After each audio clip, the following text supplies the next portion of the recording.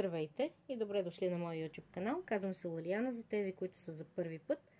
Благодаря на всички, които без значение за първи или пореден път са на моят канал. И днес ще направя едно бързо ревю, едно бързо показване на новата кутия Belmont Creative Box. Даже не съм я отваряла. Единственото, което знам, че има вътре, е самовъзстановяваща се дъска за рязане. Оттам нататък просто отворих само да погледна, даже както може да видите, ето тук са бележките, нали, вдъхновяващото картонче. И вижте, даже не съм отлепила хартиите, за да погледна какво има вътре. И така, самовъзстановяваща се подложка за рязане A5 Nelly's Choice. Зелен, така. Естествено, това е любим момент. За момента ги събирам, но постепенно ще почнат да влизат в употреба. И какво имаме тук? Една интересна свещ. Парафинова свещ. В смисъл, че няма някакъв особен аромат. О, какво е това? Сив декопен. Трябва да се пробва. Трябва да се види. И просто не мога да не го проверя. Хеми на вас ще ви го покажа. Да, това са от тези. Извинявам се за шумотевиците навън, ама да. Аз мислих, че е сиво, то се оказа, че е лилаво. Не знам доколко добре ще се види, но вътре има блясък. Много е красиво. Супер! Колекцията ми се попълва. Има и тези красиви сребърни рози. Птичинки. Много са красиви. Направо ще ги отварям да ви ги показвам. Вижте какви са готини. Мале, колко цветя и птичинки имам. Крайно време да почна да ги ползвам. Тук има и една роза.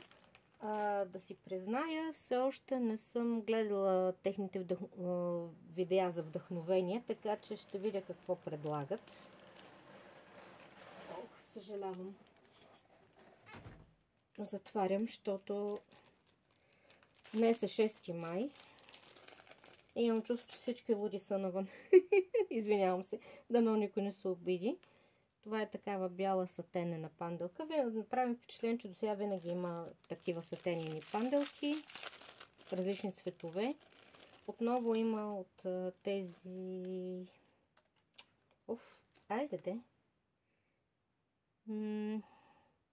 перли, които са закрепени на корда.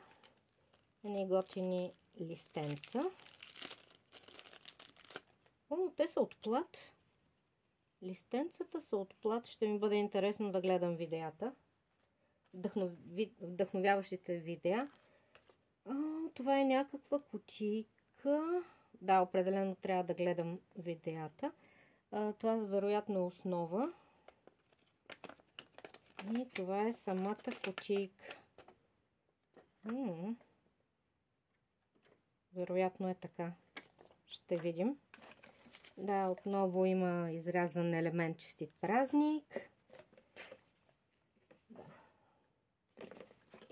И тук има... какви са красиви тези хартии. Мале, дизайнерските хартии са разкошни. Искам още от тях. Много ми харесват. Разкошни са. Тук има и картони. Може би основи. Не знам. Както казах, не съм гледала вдъхновяващото видео, така че това е някаква кутия. Може би кутия за шоколад. Напълно възможно да е кутия за шоколад, нямам представа. И тази силиконова самозалепваща се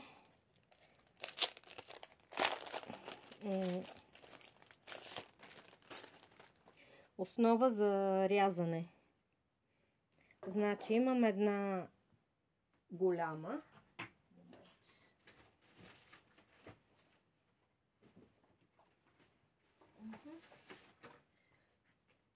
Имам една такава голяма, което ако сте гледали старите ми видеа, знаете, че много я използвам.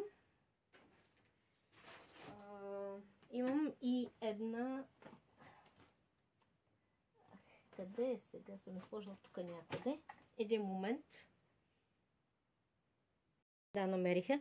Имам и една такава, която си бях взела от T-Mart заедно с такива ножчета. Макетни ножчета. И сега имам и трети вид. Много яко. Да, това е кутията на Belmona Creative Box. Ще видим какво ще ме вдъхнови. И кога какво ще използвам от материалите. Да.